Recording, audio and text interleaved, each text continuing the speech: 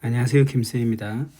이번 시간에는 2026년도 1회차 시험인 인사 2급 기출문제 한번 풀어보도록 하겠습니다.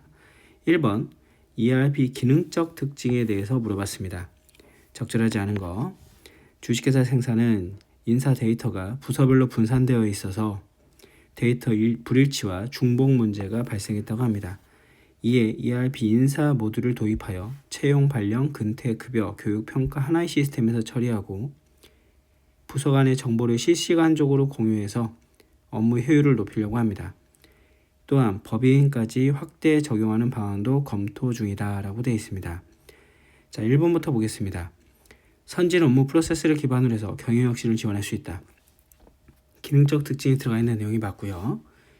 ERP 시스템은 기업의 각 부서가 동일한 데이터를 중복 저장할 수 있다 라고 되어 있는데, 기능적 특징에 보시면 동일한 데이터의 중복 입력을 배제한다 라고 되어 있습니다. 여기서 오답이 그래서 2번이 되겠네요. 그 다음에 3번과 4번도 다국적 다통화 다언어 맞죠? 글로벌 지원을 하니까요. 4번도 타 시스템과 멀티벤더죠. 연결이 가능하다. 맞습니다. 답은 2번 문제가 되겠네요. 자, 2번 문제입니다. 답은 2번이고요. 2번 문제 들어갑니다. 상용화 패키지 ERP 시스템 구축의 성공과 실패를 결정짓는 요인으로 적절하지 않은 거 자주 나오는 문제였죠. 시스템 공급자 내부 인력의 역량 중요합니다. 지금 보시면 그 패키지 기능을 얼마나 잘 맞게 적용하느냐도 괜찮겠죠. 그 다음에 시스템을 효과적으로 사용하기 위해 교육과 반복적인 훈련도 괜찮습니다. 그런데 ERP를 직접 개발할 수 있는 자체 인력 보유 여부가 그렇죠. 성공과 실패를 결정짓지는 않죠. 그래서 여기서 답은 그렇죠. 4번이 됩니다. 이건 자주 나왔던 내용이라서 한번 체크하면 좋을 것 같아요. 3번 문제입니다. 3번이 제가 보니까 이전에 보기로 해가지고 나왔던 문제인 것 같아요. 그래서 주식회사 생산의 인사팀은 매월 수백 건의 입퇴사 서류를 등록, 근태, 자료 취합 및 ERP 입력, 급여 정산할 수 있도록 수당 공제 항목을 확인하고 교육 이수 현황을 업데이트, 수작업으로 진행하고 있다고 합니다. 현재죠. 이로 인해 처리 시간이 길어지고 입력 누락, 오류가 자주 발생하여 로봇 프로세스를 적용했대요. 그래서 RPA를 도입하고 나서 기대할 수 있는 효과는 무엇입니까? 라고 했는데 RPA는 규칙 기반이고요. 반복 정형 업무에 자동화가 가능합니다. 하지만 단점이 있죠. 학습이나 판단, 창의성은 없다는 거. 그래서 학습하여 의사결정을 하는 거는 창의적인 의사결정을 하는 거는 AI 영역이라고 보시면 되겠습니다. 자, 그럼 여기서 데이터 입력 오류를 줄이고 정확도를 향상할 수 있다. 괜찮아요. 문서 처리 작업을 단축하고 생산성을 향상시킬 수 있다. 얘도 괜찮죠? 도입 초기에 RPA는 스스로 학습하여 창의적인 의사결정을 할 수 있다. 얘는 AI에 대해서 얘기하고 있습니다. 답은 3번이네요. 단순 반복 업무를 자동화해서 직원들이 고부가가치 집중할 수 있다. 얘도 괜찮죠? 자, 그 다음에 여러분들 이 4번 문제를 보시면 4번 문제는 자주 나오는 문제인 것 같아요. 그죠? 그리고 이 인공지능이 5가지 원칙이 있습니다.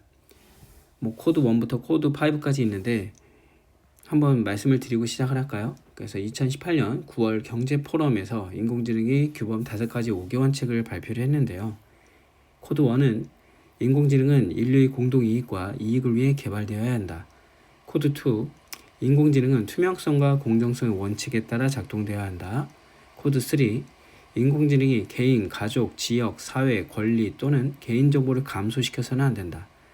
그 다음에 코드 4도 있죠. 모든 시민은 인공지능을 통해 정신적, 정서적, 경제적 번영을 누리도록 교육받을 권리를 가져야 한다. 코드 5, 인간을 해치거나 파괴하거나 속이는 자율적인 힘을 인공지능이 절대 부여하면 안 된다라는 겁니다. 자, 그러면 옳은 것을 찾아봐라. 인공지능은 기업 이익을 우선적으로 틀렸죠. 인류 공동 이익을 위해서 개발돼야 되는 겁니다. 1번 틀렸고요. 인공지능은 인간을 해치거나 속이는 능력을 갖추지 않도록이죠. 틀렸고요. 인공지능은 인류 공동 이익을 위해 개발돼야 되며 투명성과 공정성을 가져야 된다. 3번이 맞네요. 인공지능은 모든 데이터 수집과 활용에 개인정보 보호 원칙을 배제하면 안 되겠죠. 개인정보를 감소시켜서는 안 되는 겁니다. 자, 네 문제가 ERP 문제가 끝났고요. 이제 바로 인사 문제로 들어가 보도록 하겠습니다. 자, 1번입니다. 기능적 인사관리, 노동력 관리 중에 고용관리에 해당하지 않는 것은 했습니다. 자, 우리 고용관리 쪽 한번 볼까요? 자, 교육훈련, 채용, 배치, 승진, 능력개발 쭉 나오는데 여기서 보시면 채용은 어디에 들어갈까요? 채용은 그쵸, 고용관리에 들어가겠죠. 여기서 얘는 고용관리에 들어가고요. 배치관리도 그쵸, 고용관리에 들어가겠죠. 그 다음에 승진은 어디 들어갈까요? 승진도 고용에 들어가겠죠. 자, 근데 능력개발관리가 그렇죠, 교육훈련관리에 들어가겠죠. 답은 4번이 되겠네요. 능력개발 관리, 교육훈련 관리 또는 아니면 또 이렇게 볼 수도 있겠죠. 개발관리 쪽이라고. 그죠? 자, 그 다음에 6번입니다.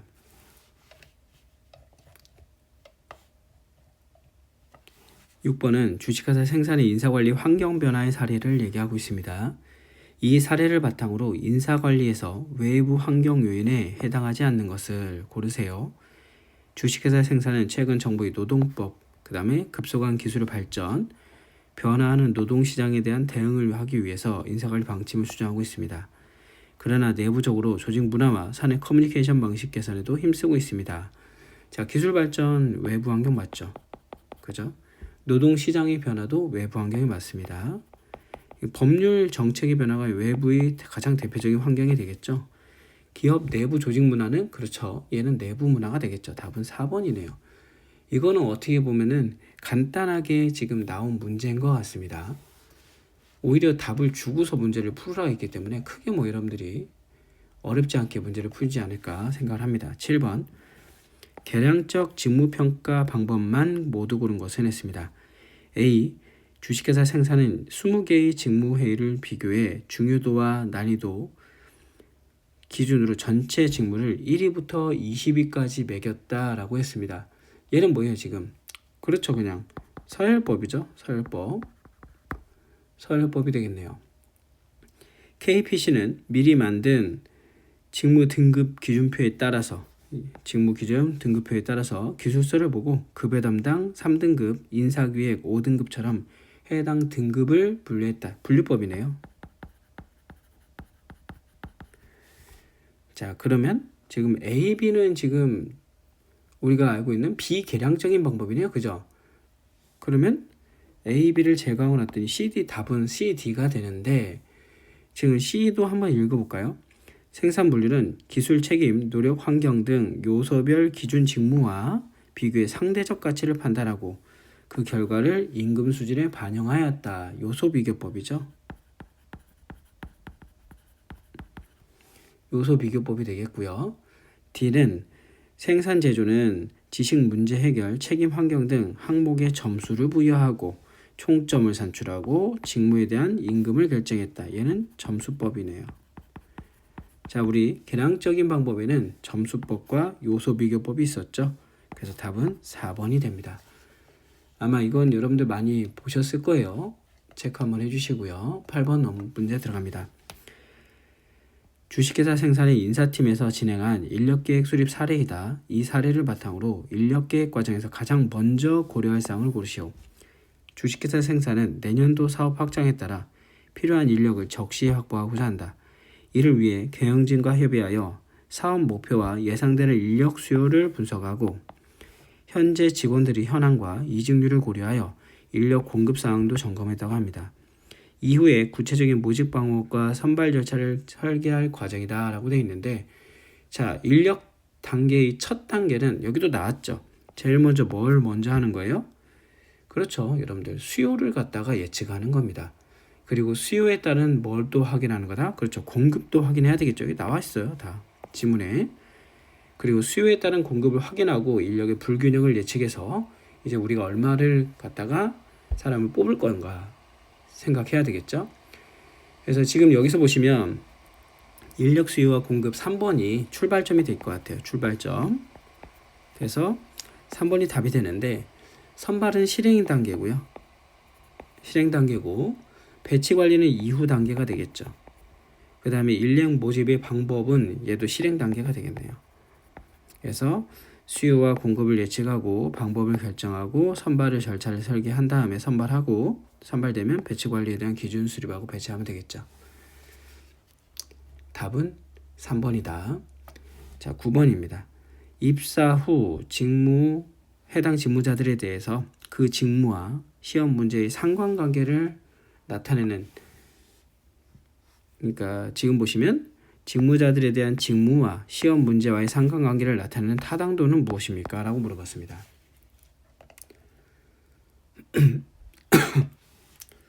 지금 현재 여기서 물어보는 건 내용 타당도예요. 정의만 우선 먼저 말씀을 드리고, 현재 타당도라는 거는 시험 문제를 기존 사원들에게 풀게 해서 측정 결과와 현재 직무의 상관관계를 확인하는 것이고요.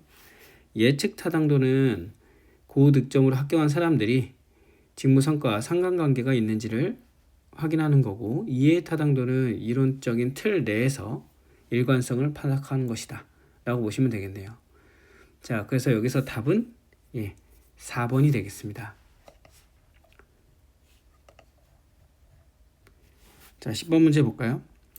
인사평가에서는 어떤 현상에 대한 설명을 얘기하는 것인가 보기에 대해서, 인사팀에서는 금년도 인사고과 결과를 분석하던 중에 모든 평가 대상자를 상향으로 평가했대요. 그죠? 확인됐다. 그러니까 전체를 다 상향, 좋게 평가했다는 얘기죠. 이에 따라 우수한 직원과 부족한 직원 간의 차별성이 드러나지 않다고 합니다. 자, 지금 여기서는 전반적으로 점수를 높게 줬다는 거죠. 이거를 우리가 뭐라 하냐면 관대화 경향이라 부릅니다. 거꾸로 전체적으로 좀 낮게 평가할 걸 그렇죠, 가혹화 경향이라 부르죠. 자, 그 다음에 지금 여기서 나오는 시간적 오류라는 거는 가장 최근의 거를 갖다가 그렇죠, 더 높게 평가하는 거죠. 이렇게 봐주시면 될 것 같아요. 그리고 우리 후광효과라는 게 있었고요. 그 다음에 논리적 오류라는 게 또 있는데, 후광효과는 이전에도 한번 얘기했지만 다 그 하나의 좋은 모습을 기점으로 해서 전부 다 좋게 평가하는 거죠. 논리적 오류란 건 어떤 하나를 관련되어 있는 무언가를 잘하니까 그렇죠, 이것도 잘할 거야 라고 판단하는 겁니다. 자, 그래서 답은 1번이 되겠다. 11번.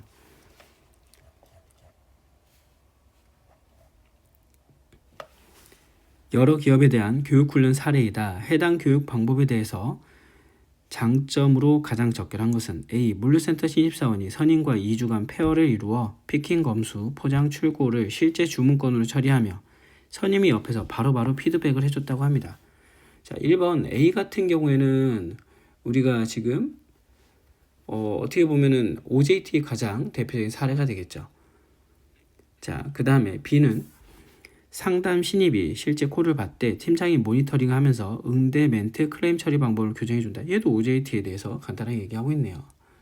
그죠? 그 다음에 회계 신입이 월말 마감 업무를 선임과 함께 했대요.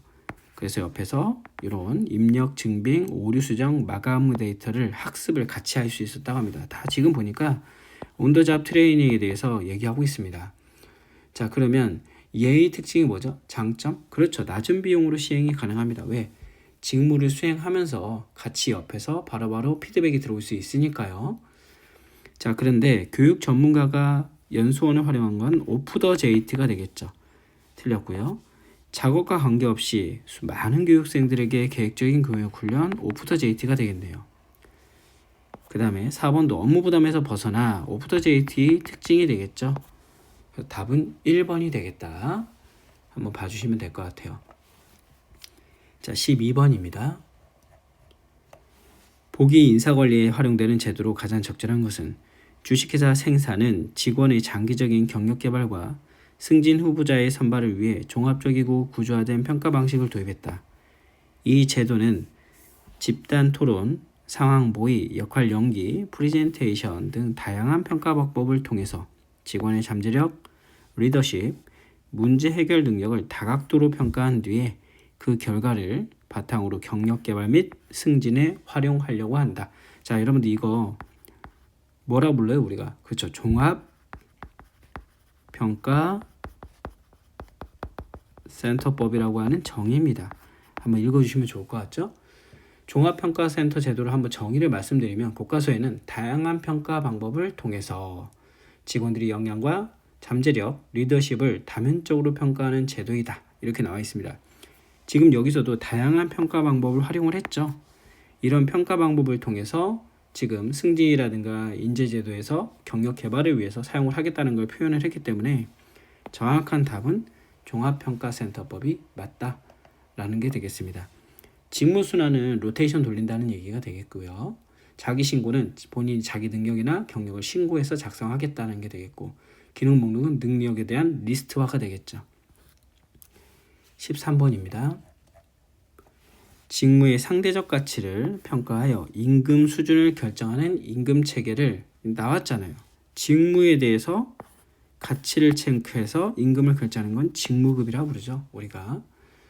자, 연공이라는 건 뭡니까? 학연, 지연, 혈연에 대해서 하는 걸 우리가 연공이라고 불렀고요. 가장 대표적인 오답이죠. 그 다음에 성과라는 거는 업무 성과가 있으면 그 성과에 따라서 그렇죠. 급여를 주겠다. 연봉제는 연간 단위로 임금을 책정하겠다는 겁니다. 답은 2번이고요.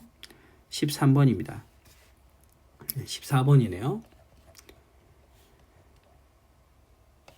자, 주식회사 생산의 인사 담당자가 신입사원에게 임금 지급이 기준을 설명하는 상황입니다. 근로기준법상의 임금을 포함되지 않는 사항, 가장 적절한 것은 포함되지 않는 걸 찾아보라는 얘기죠. 주식회사 생산의 인사 담당자는 신입사원에게 근로기준법상의 임금은 근로의 대가로 지급되는 그 부이며 지급 방식에 따라 임금에 포함되기도 하고 아니기도 한다. 기본급 매월 고정적으로 지급된다. 괜찮죠? 근로의 대가니까요. 식대 마찬가지입니다. 식대도 식사 여부와 관계없이 직원에게 20만 원 지급하는데 근로의 대가로 지급되는 급여에 포함이 됩니다. 성과급 중에 분기별로 지급하되 목표 달성 여부와 관계없이 전 직원에게 최소 30만 원 동일하게 지급하겠다라고 되어 있습니다. 얘도 해당이 되겠죠. 자, 출장 교통비, 출장비는 영수증 제출분에 한해 실제 지출액을 실비로 정산해서 지급하겠다라고 해서 여기 실비 정산 요 포인트를 잡을까요? 실비 변상이라는 거는 뭐냐면 실제 지출한 비용을 영수증으로 정산해서 보전하겠다는 건데 근로의 대가가 아니라 여기는 비용에 대한 보전에 해당이 되겠죠. 그래서 임금에 보통 제외하는 편입니다. 자, 임금이 아니라는 뜻이죠. 결국에는 그 임금은 판단 기준이 근로의 대가냐, 정기적이냐, 일률적이냐, 고정적이냐 이렇게 된 겁니다. 그래서 여기서 나오는 실비 변상적이란 거는 고정적으로 일어난 일도 아니고 정기적으로 일어난 일도 아니고 그죠? 해당이 되지 않기 때문에 답은 4번이 되겠다. 자, 15번입니다. 보기에는 신입사원 A씨가 입사 후 겪는 상황에 대한 내용입니다. A씨가 가입한 4대 보험 중에서 해당 사례와 관련이 깊은 보험을 고르세요. A씨는 중소기업에 정기적으로 입사한 뒤 3개월이 되었대요. 최근 출퇴근 중에 발생한 교통사고에 업무에 지장을 줄 정도의 부상을 입어 장기적인 치료가 필요하다고 합니다. A씨는 치료기간 동안 병원비와 생계 걱정이 커졌지만 회사 인사팀에서 업무와 관련된 재료로 인정되면 치료비와 일부 소득 보전이 가능하다라고 안내를 했대요. 이거 가장 대표적인 산재에 대한 해당되는 내용이냐 안 되는 내용이냐 해서 이슈가 된 적이 있었죠. 그래서 얼마 전에도 여러분도 보신 적이 있었어요. 그래서 그 무슨 내용이었냐면 출근을 하다가 사고가 났다. 산재가 가능할 것이냐. 예, 가능하다고 판별이 됐습니다. 어린이집에다 아이를 데려다주고 회사에 출근하다가 사고가 났다. 얘도 산재 처리가 가능하다고 판례가 있더라고요. 그래서 산재는 업무 중 또는 업무와 관련된 사고나 질병으로 인한 치료나 휴학급여, 그죠? 를 보상하는 제도를 얘기합니다. 사례는 출퇴근 중에서 일어난 사고다 보니까 아까 얘기했던 것처럼 관련성이 인정이 될 가능성이 높다. 상당히 봐주시면 될 것 같고요. 자, 그 다음에 밑에 고용보험은 얘는 실업에 대한 내용이죠. 그 다음에 국민연금은 노령이라든가 아니면 장애에 대한 내용이 되겠고요. 건강보험은 질병에 대한 내용이다. 간단하게 요약 정리해서 보시면 되겠습니다. 산재가 답이 된다. 업무상 재해에 대한 내용이죠. 업무상 재해에 대한 내용이 산재다. 답은 3번 16번입니다. 16번 문제는 저는 이런 문제는 자주 나오지 않을 것 같다는 생각을 해요. 그래도 혹시나 여러분들이 아시면 도움이 될 내용이니까 알고 계시면 좋겠죠. 소득세법상 과세기간에 대한 설명 옳지 않은 것입니다. 소득세의 과세기간은 1월 1일부터 12월 31일까지 1년으로 한다. 보통은 이렇게 따지죠. 거주자가 사망한 경우에는 과세기간을 1월 1일부터 사망한 날까지로 한다. 이것도 맞습니다. 거주자가 주소를 국외로 이전하면 비거주자가 되는 경우에는 과세기간은 1월 1일부터 출국한 날까지로 한다가 맞습니다. 거주자가 거소를 국외로 이전하면 비거주자가 되는 경우에는 과세기간 1월 1일부터 출국한 전날까지가 아니라 3번이 맞는 지문이라는 거죠. 그래서 16번은요. 소득세법 5조에서 얘기를 하고 있는데 거주자가 주소 또는 거소를 국외로 이전하여 비거주자가 되는 경우에는 과세기간은 1월 1일부터 출국한 날까지로 한다라고 법에서 명시하고 있습니다. 그래서 요거는 여러분들이 좀 체크해서 알고 계시면 좋을 것 같아요. 답은 4번. 자, 17번입니다. 근로자가 연말정산 시 회사에게 제출할 서류로 적절하지 않은 것 됐습니다. 요거는 여러분들 시험지에 가끔 나오는 것 같더라고요. 그죠? 회사에 지금 제출하지 않을 서류. 여기서 그렇죠. 원천징수 이행상황신고서는 회사가 세무서에다 제출하는 거죠. 그죠? 회사가 세무서에 원천징수 의무자가 세무서에 제출하는 거기 때문에 2번은 근로자가 제출하는 서류는 아니다. 지금 한참 회사 다니시는 분들은 연말정산 서류 제출하고 계실 텐데 2번은 내지 않았을 겁니다. 그죠? 기부금은 당연히 근로자가 제출해야 되겠고요.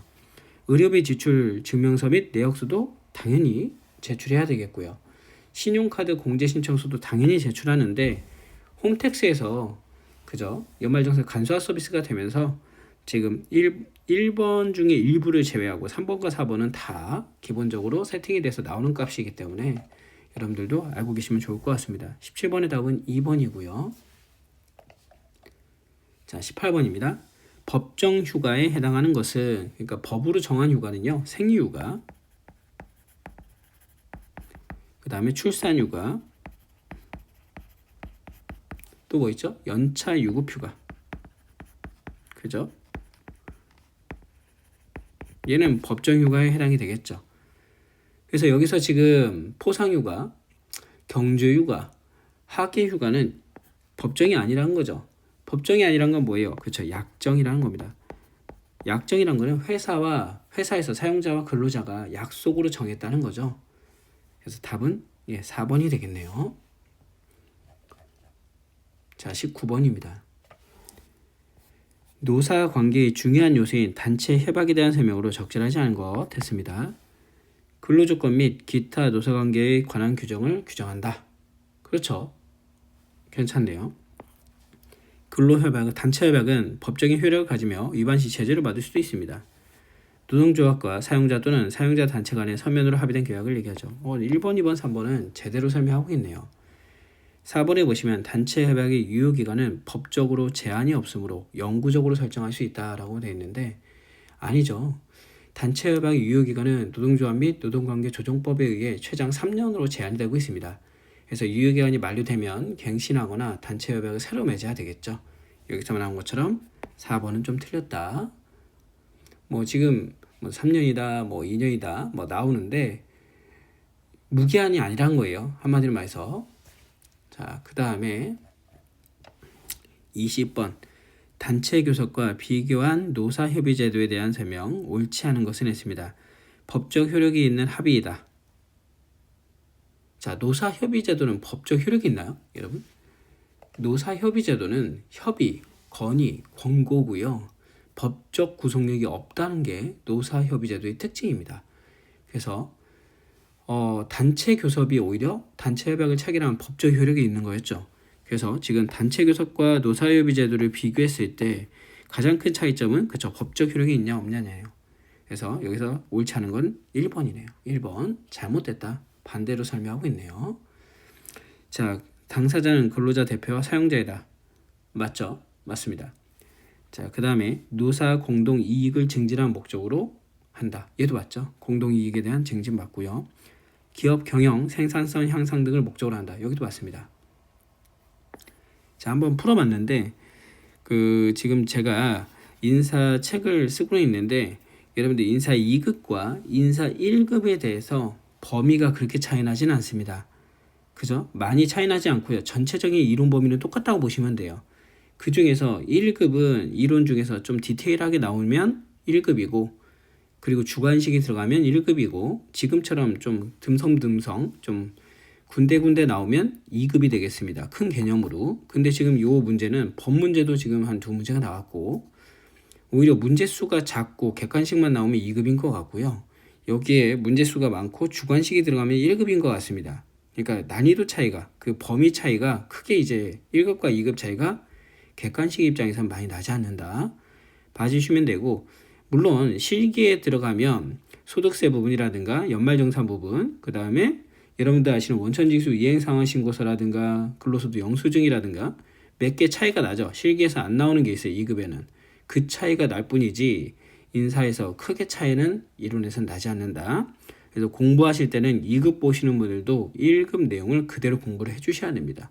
그래야 2급 시험을 볼 때 도움이 많이 될 거다 말씀을 드립니다. 자, 그럼 여기서 정리하고요. 실기 풀면서 또 한번 실기 내용 보도록 하겠습니다. 수고하셨습니다.